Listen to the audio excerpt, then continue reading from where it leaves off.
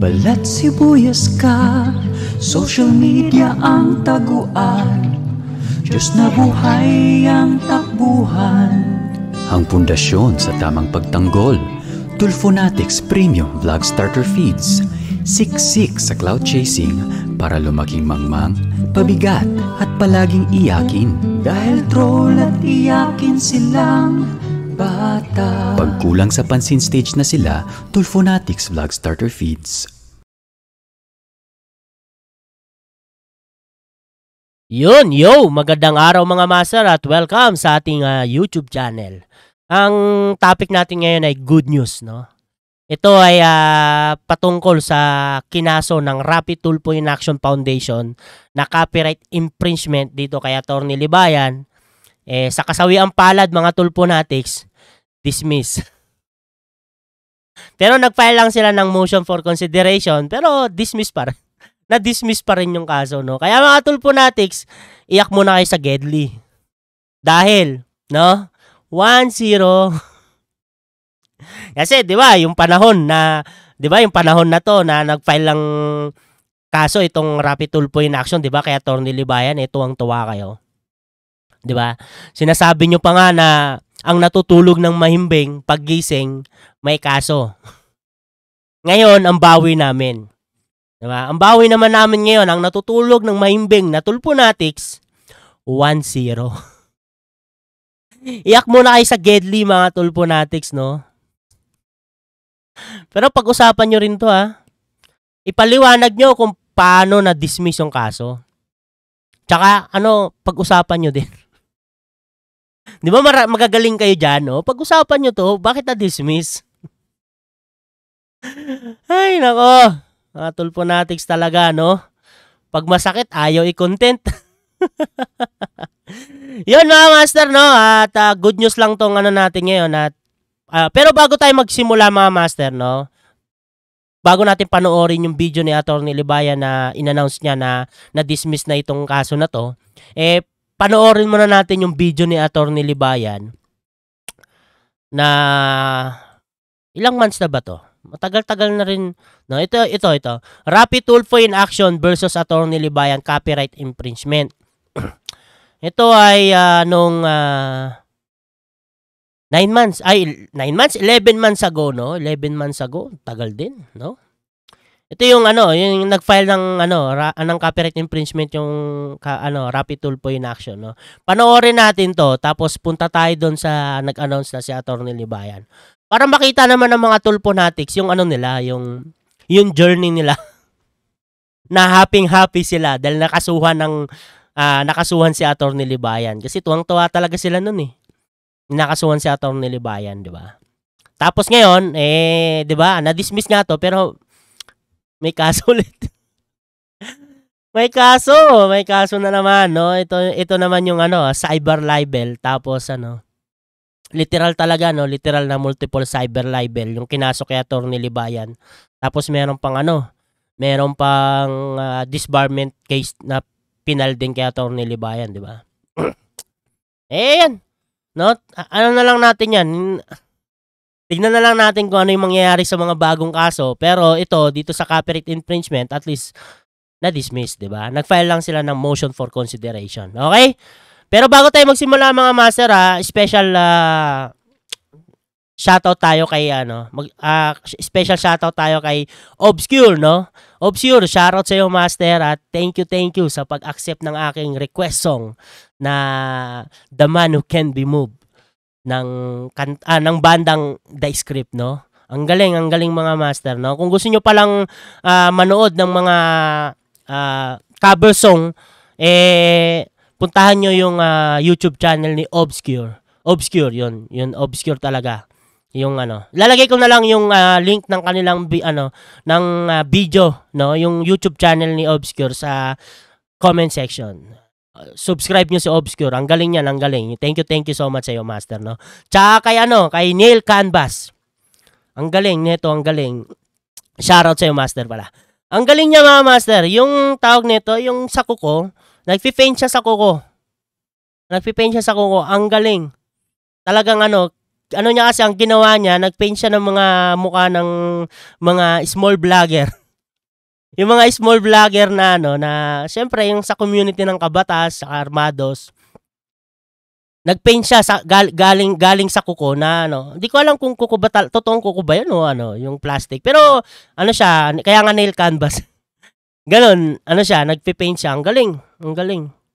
Ginawa niya yung mukha ko, kay Derek Freddy, kay Teacher Mark, kay Kayo. Basta yung mga mga vlogger na nasa community natin, ginawa niya, ang galing, ang galing. Kung gusto niyong siguro ba tumatanggap siya ng ng bouquet para magpa-paint sa kuko, baka tumatanggap siya. Hindi ko alam, Pero napanood ko lang kasi sa kanyang YouTube channel, na nail canvas, nagpe-paint siya, ng mukha sa kuko. Ang galing, Ang galing. Shoutout sa iyo, Master, Yun, mga Master, Pero bago tayo magsimula din, shoutout sa inyong lahat at let's do this. Pakinggan natin si Atty. Libayan. Ito yung video na nag-file yung Rapid Tulfo in action kay Atty. Libayan ng copyright infringement. Okay? Panoorin na natin to. Mga kabatas natin, finally, ito po yung inaantay natin. Finally, mga kabatas natin, nakita na rin natin kung ano yung move na gagawin at ginawa nga ni Raffy Tulfo. Unang-unang punto, mga kabatas natin, unang-unang punto ko dito, itong si Raffy Tulfo, di ba believe na believe siya doon sa platform niya na Raffy Tulfo in action, kung saan na nasosolve niya yung mga kaso in 2 to 3 days. Diyan din proud na proud yung mga tulpo natin. 2 to 3 days solve ang kaso. Kaso yung Raffy Tulfo in action, dumaan sa due process. Yung due process na sinasabihan ni Raffy Tulfo na matagal, di ba? Pag dumaan pa daw sa korte yan, papaikot-ikutin pa. Pag dumaan ng piskal, ang tagal pa. Pero doon sila dumaan, na nag-file sila ng kaso. Ang galing din, Putik yan. Pag sila, ginagamit yung Tulfo brand of justice, pinapagamit nila yung Tulfo brand of justice sa mga pobreng mahihirap, Sa mga Tulfonatics, doon nila ginagamit yung Tulfo brand of justice. Pero sila, dumadaan sila sa due process. Dinadaan nila sa sa batas natin. Ang galing lang. Kasi sinasabi 2 to 3 days, pero bakit di nila ginamit? Mga Tulfonatics, bakit hindi ginamit ni Raffy Tulfo yung Tulfo brand of justice? Kasi 2 to 3 days, di ba? Ang nyari.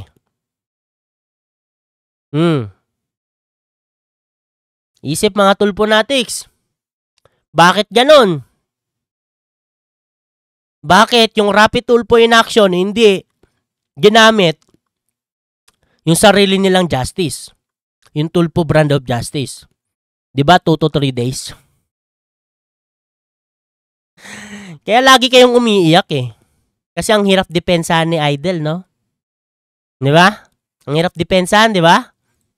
Diba? Tapos, lagi niyang pinapayo sa mga tao, kahit nung naging senador na siya, na kapag kayo may reklamo, punta kayo sa Raffy Tulfo in action.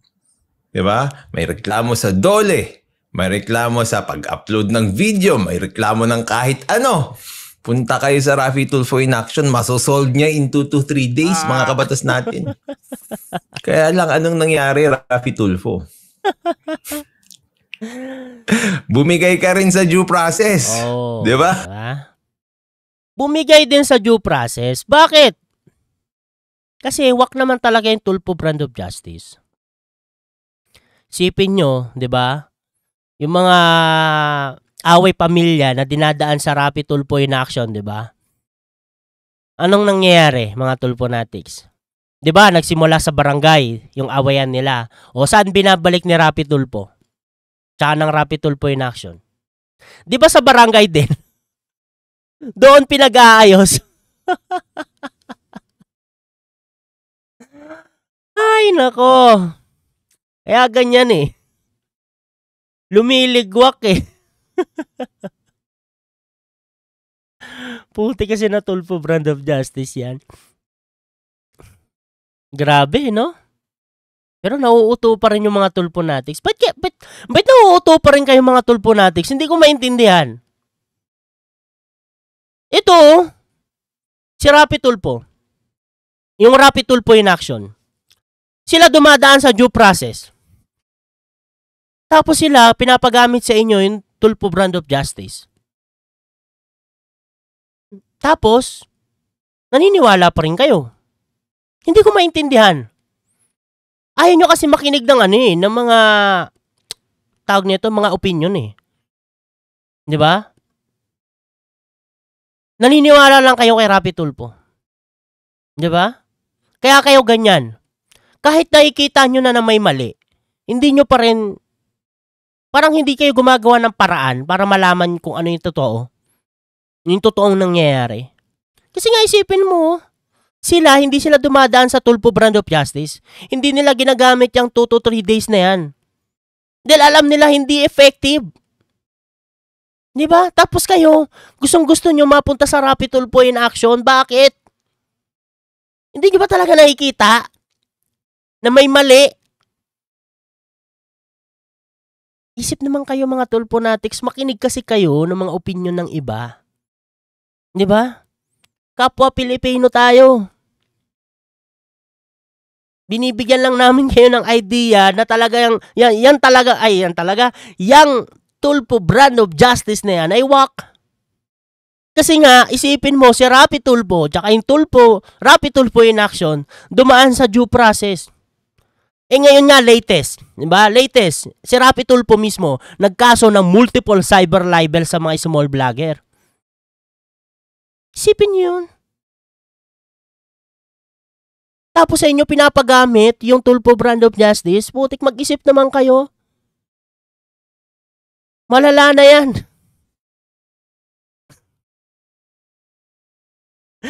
Malala na yan, mga tulponatics. Hindi nyo talaga nakikita yung tama sa mali. Mag-isip naman kayo. Wala kayong kahantungan yan. Papaikot-ikutin lang kayo. Diba? Ayaw nyo kasing makinig ng mga critical thinking. Para mabuksan naman yung isip nyo. Putik yan. That in itself, mga kabatas natin, ay panalo na ng batas natin. Itong si Rapi Tulfo. Yan. No? Panalo na ba tayo doon, mga kabatas? Di ba? Panalo na tayo. Kasi nga, di ba itong si Rapi Tulfo, ayaw niya sa due process. Pero napapunta natin siya sa due process. Panalo naman tayo doon. Hindi naman tayo doon. Hindi ko naman sinasabing masama yun na si Rapi Tulfo nag-file ng kaso sa mga small vlogger, no? Hindi yun. Ang inaano ko, yung patungkol sa mga tulponatics. 'Di ba? Bakit sila ginagamitan ng Tulfo brand of justice? 'Di ba? Pero si Rapi Tulfo dumadaan sa due process. 'Di ba? Pero hindi ko sinasabi na mali yung ginawa ni Rapi Tulfo na dumaan siya sa due process. Hindi, kasi panalo tayo doon. 'Di ba? Panalo na kami doon, mga tulponatics. 'Di ba? Yung tao na ayaw sa due process. 'Di ba? Napapunta namin sa due process, 'di ba? Nagkaso pa nga. Ay, nako, ang nakakainis lang, no? At nakakapagtaka, bakit marami pa ring mga tulponatics ang naniniwala kay Rapi Tulfo? 'Di ba? Marami pa rin naniniwala sa Tulfo brand of justice. Pag may viral, tinatag agad yung Rapi Tulfo. Putik yan. Pag may problema sa pamilya, tinatag agad yung Rapi Tulfo. In action. 'Di ba? Hindi kasi nila alam na may gantong senaryo. Na itong si Rapi Tulfo nag-file ng kaso sa mga vloggers. No, kasi hindi ito na-media. Hindi ito na-media tong pagpapel niya ng kaso na multiple cyber libel, 'di ba? Pero pag ito na-media, ewan ko na lang. Baka magising na yung mga tulponatics, no? Pero sana naman magising na kayo kahit kukonti lang. Masyadong mahimbing na kasi yung pagkakatulog nyo, humihilik pa. Talagang iba na ibang level na yung nyo Putik yan na parang hindi nyo na alam yung nangyayari talaga yung totoong nangyayari Kasi nga sila dumadaan sa due process tapos kayo pinapakain kayo ng Tulfo Brand of Justice. Putik yan. 2 to 3 days. Lintik talaga. Pumupunta rin sa proseso. Mga Tulfonatics, tandaan nyo yan. Yung inyong idol mismo, hindi pumupunta sa sarili niyang programa. Ay, nako. Isipin mo yun, kung bilib na bilib ka, doon sa produkto mo, ikaw mismo, tatangkilikin mo yung produkto mo. Di ba? Kung meron kang maayos na damit, ito. Ayan, example ni Atty. Libayan, di ba? masarap na pagkain, ikaw mismo, isusuot mo yung damit mo na yan. Ikaw mismo. Siyempre, brand mo yun eh. Di ba? Parang ganito na lang mga Tulfonatics, no? Daanin natin sa cellphone. Hindi ko kasi kilala kung sino yung may-ari ng iPhone eh. Pero ito, no? Anong magiging komento nyo, no? Na itong may-ari, no? Yung presidente ng iPhone. Yung presidente ng iPhone, yung cellphone niya, hindi 15 Pro Max, kundi S23 Ultra ng Samsung. Anong magiging opinion nyo doon? Na yung sarili niyang produkto, hindi niya tinatangkilik. Ganun na lang. Mas madali yun, cellphone. Di ba? Lahat tayo gusto natin ng di ba, ng high-tech na gadget. Maganda naman kasi talaga pag high-tech yung gadget mo, di ba? Pero ito yung parang natin. Paano kung yung presidente ng iPhone ang cellphone niya hindi iPhone kundi Android, no? S23 Ultra. Anong magiging komento nyo? Di ba negative? Kasi nga, mismong siya, hindi niya tinatangkilik yung sarili niyang produkto. Samantalang iPhone yun. Pagdating sa specs talaga, ako personally, mas gusto ko ang iPhone. Ang ayaw ko lang sa iPhone, putik yan, napakahirap pasahan hindi pala, napakahirap niya magpasa ng mga video. Madali lang siya, nakakatanggap siya ng mga video, pero pag siya na yung magpapasa sa Android, putik, ang hirap. Ang daming etche-boreche, yun yung ayaw ko naman sa iPhone. Pero pagdating sa mga sa mga specs niya, 'di ba? Grabe, ang bibilis. Camera, processing, wala akong masabi, no. Mainit lang. Mainit lang. Yun lang ang problema sa iPhone, no. Sa bagay kasi glass nga yung likod nun. Pero yun na nga mga Tulfonatics. Ano magiging komento nyo doon? Na yung presidente ng iPhone ay ang gamit Android, Samsung, S23 Ultra. Mas gusto niya yung mas tinangkilik niya yung produkto ng iba. Di ba? Ano yung magiging opinion nyo doon? Tapos, ibangga natin kay Rapi Tulfo. Kasi si Rapi Tulfo, dumaan sa due process. Pero kayo, mga Tulfonatics, hinihikayat pa kayo. Diba? Na magpatulpo at gamitin sa inyo yung Tulfo Brand of Justice. Ano magiging sa inyo? Isip, mga Tulfonatics. Yan ang mahirap sa inyo eh. Hindi na kayo nag-iisip. Ibang tao na yung nag-iisip para sa inyo. Ganun kayo. Tapos sasabihin nyo pa kami yung bobo. Kami yung mahihina yung utak. Oh, come on. Samantalang dati akong Tulfonatics.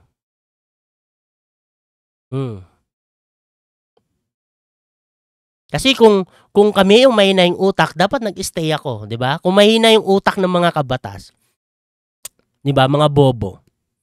'Di ba? Sinasabi nyo mahina yung utak, mga bobo. Sana nag-stay na lang ako sa pagiging Tulfonatics. Mga Tulfonatics, isip. Naku po. Malala na yan pag ganyan. Ibang tao na nag-iisip para sa inyo. Hindi na kayo nag-iisip sa pangsarili nyo. Malala na yan. Hindi nyo na nakikita yung tama sa mali. Putik yan. Hindi nyo na nakikita na may mali. Kasi pinapagamit sa inyo yung Tulfo Brand of Justice. Pero yung nagbebenta ng produkto na Tulfo Brand of Justice, dumaan sa ibang justice. Sa tamang justice, sa due process. Ah, my goodness. Kaya umiiyak kayo lagi sa Gedli. Mismo kakainin mo yung pagkain mo na yan. Pero bakit yung mga mahihirap lang? Bakit Iyak na naman ng mga tulponatics. yung mga dukha? Yung mga dukha lang attorney, no? Yung mga pinapagamit. Putik, kawawa. Laging tinatawag ni Rafi Tulponani na dukha eh. Mahilig yan. Mahilig salita niya yung idol nyo sa dukha. Pobreng mahihirap. Ay nako, tuwang-tuwa ba kayo sa tinatawag kayong ganun, mga tulponatics? Ako dati rin. Sabagay, dati kasi panatiko ako. Pero ngayon, no. Kahit mahirap ako, hindi ako magpapatawag ng dukha. Pobreng mahihirap. Pobre na, mahihirap pa. Papatawag ka ng ganun? Nagsusumikap ka sa buhay, araw-araw? Diba? Para kumita ng pera, tapos tatawagin ka lang ganun? My goodness. Hindi. Pero yung mga tulponatics, tuwang-tuwa pag tinatawag na ganun ni Idol. Hintay kasi ayuda eh, putik yan eh. Yan kayo nabulag sa ayuda. Hintay lang kayo ng ng mabigyan. Hindi magandang practice yan. Hindi magandang practice yan. Diba? Yung mga tao na madaling mauto, Yun yung ang pinupunta niya o pinapapunta niya sa Rafi Tulfo in action. Tapos siya, di ba, pupunta siya sa tamang proseso. Mm-hmm. Don't get me wrong, mga kabatas natin, no? Tama itong ginawa ni Rafi Tulfo. And I welcome this with an open heart. Mag-thank you pa nga ako sa kanya eh. Diba? Thank you, Rafi Tulfo, for filing this case. Because once and for all, diba? Unang-una, napatunayan natin na it is still due process that works.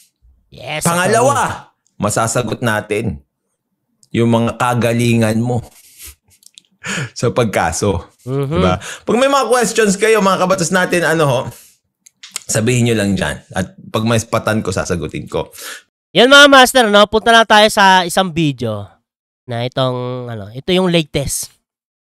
Dito umiyak yung mga tulponatics. Itong video na to ay nung 5 days ago, stream 5 days ago. Kailan ba yan? Ano bang date ngayon?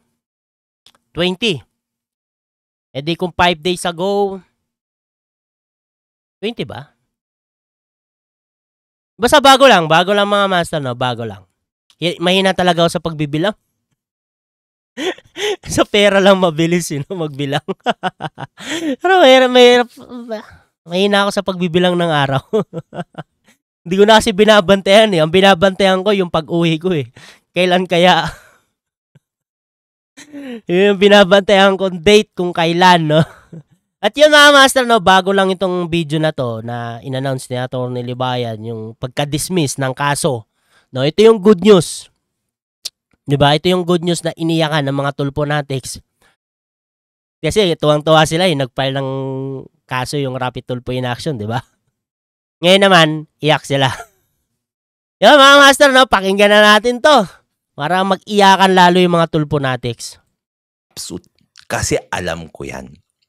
Like I told you, mga kabatas natin, and I will update you, mga kabatas natin, kung ano na yung nangyari sa copyright infringement case. Mm-hmm. Umpisahan muna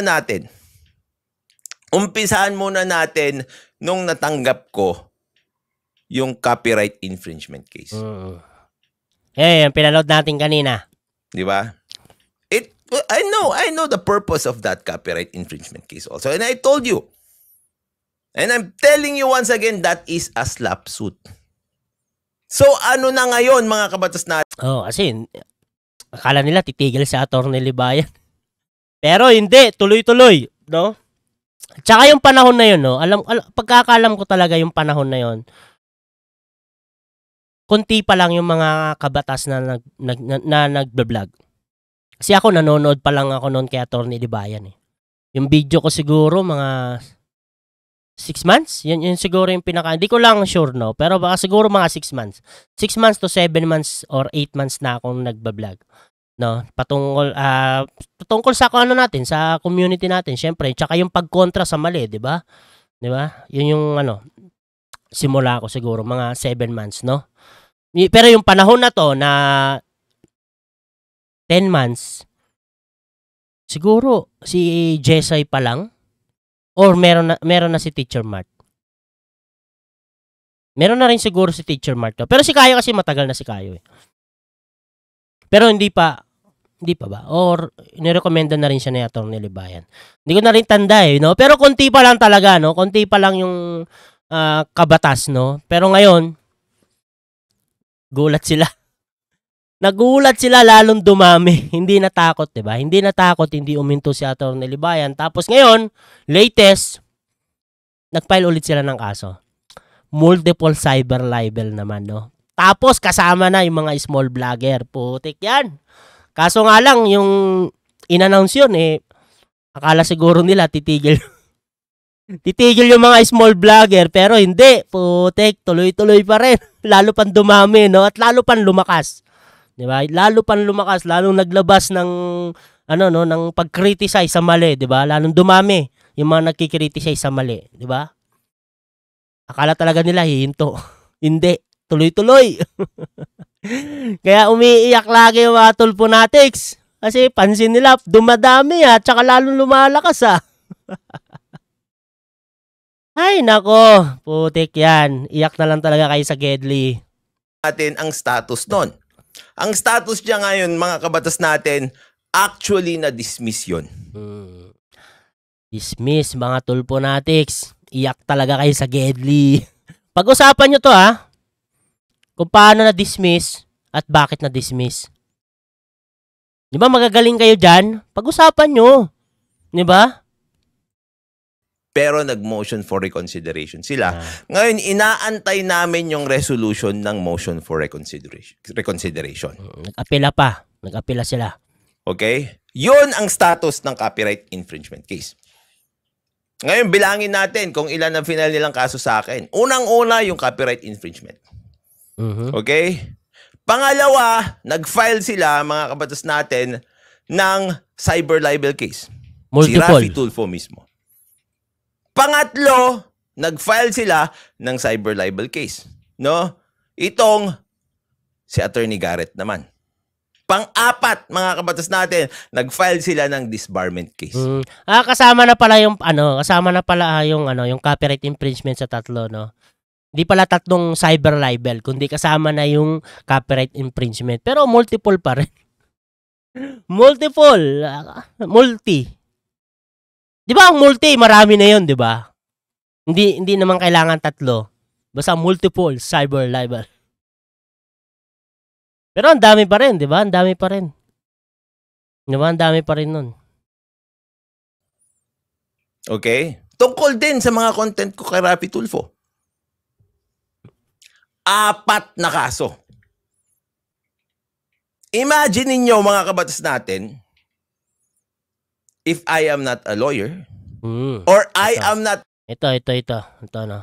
helping people who Raffy Tulfo in action, or Raffy Tulfo is filing case against. Sa totoo lang, no? Sobrang, pag kunyari, hindi attorney yan si Atty. Libayan, di ba? Hindi siya attorney. Simple lang siya, kagaya ko. Isang, simpleng mamamayan. Paano na lang? Pag kinasuhan. Sa copyright infringement pa lang siguro. Tiklop na. Tigil na. Tama na. Kasi magastos yan. Magastos yan at abala sa oras. Kakainin talaga yung oras mo dyan. Diba? Buti na lang talaga. Attorney itong si Atty. Libayan. Diba? Kasi kung hindi, baka tumigil. That's exactly the definition of a slap suit. Kakasuhan mo ang isang tao para tumigil. Ng kahit anong kaso para lang tumigil. I-drain siya ng kanyang resources, ng kanyang oras para tumigil siya doon sa ginagawa niya na pag-criticize sa'yo. Buti na lang talaga, no? Mag-aabogado si Atty. Libayan sa sa mga small vlogger na nakakasuhan ng multiple cyber libel, no? Thank you kay Atty. Libayan, di ba? Kasi yung mga small vlogger, 'di ba? Hindi natakot, bagkos lalo pang lumaban, 'di ba? At pinakita yung yung mali sa tama, 'di ba? Kung may nakikita ng mali, pinapakita lalo, pinapakita, 'di ba? Hindi tumigil, hindi natakot, 'di ba? Kahit na nagbabanta yung kaso na sinasabi ng mga Tulfonatics, 'di ba, na magkakaso daw si Rapi Tulfo sa mga small vlogger, hindi pa rin tumigil. Tuloy-tuloy pa rin, di ba? Dahil yan kay Atty. Libayan, dahil sinabi ni Atty. Libayan na tutulungan niya yung mga small vlogger na kakasuhan, di ba? Thank you so much kay Atty. Libayan. At yun, mga Tulfonatics, iyak kayo ngayon sa Gedli kasi naka 1-0 na. Meron na lang, ilan na lang? Tatlo. May 3 pa natitira. 2 cyber libel at saka disbarment case kay Atty. Libayan. Abangan nyo na lang mga Tulfonatics. At saka yung mga mga small vlogger na kinasuhan, meron na po. Hintay-hintay na lang po tayo sa pag-announce noon kung sino yung mga small vlogger na kinasuhan ng cyber libel, 'di ba? Ni Rapi Tulfo. Pero meron na po, no. Wait lang natin. Siguro nga sabi nga ni Atty. Libayan baka tapusin lang tong Christmas season or holiday season siguro, no. Kailan hanggang December, no? Siguro baka January, pero relax lang, 'di ba? Relax lang tayo. 'Di ba? Basta wag tayo magpapadala sa mga takot na hindi makukulong ka na. Wag tigilan mo na 'yung pagba-vlog mo, 'di ba? Mag-sorry ka na, putik 'yan. Lintek na mga comment 'yan. Ngayon pa na may assurance na, 'di ba? Hindi man tayo kagaya ng kabila na 'di ba? Sila dati takot-takot pa, no? Tapos yung may assurance na todo banat na, 'di ba? Tayo hindi. Pisa pa lang talagang kinikriticize na natin yung mali, 'di ba? Lalo na pagdating sa Rapi Tulfo in action tsaka kay Rapi Tulfo, 'di ba? Kinikriticize na natin 'yan. 'Di ba? Yun mga master, no? At ang content natin patungkol ito sa good news, 'di ba? Patungkol ito sa good news sa atin. Malaking tagumpay din to kay Atty. Libayan na napanalo niya yung kaso na ikinaso ng Rapi Tulfo in Action Foundation na copyright infringement kay Atty. Libayan, 'di ba? Na-dismiss na siya kaso nag-file lang sila ng motion for consideration. Pero yun na nga, sana man lang mainstream media. Para malaman naman ng mga Tulfonatics kasi hindi ko rin maintindihan, no? Sa bagay, no? Kasi pag pinaalam nila to, siguro marami mga Tulfonatics, 'di ba? Ang mapapaisip na, no? Kaya hindi nila mini-mainstream, 'di ba? Yung pagpa-file ni Rapi Tulfo ng cyber libel, yung pagpa-file ng copyright infringement, hindi nila mini-media. So mainstream media, hindi nila mini-mainstream media, no? Sa social media lang nila dinadaan. At yun mga master, no, maraming salamat sa nanood ng ating video. At ingat po kayo palagi. God bless. At magandang araw sa inyong lahat. Babush!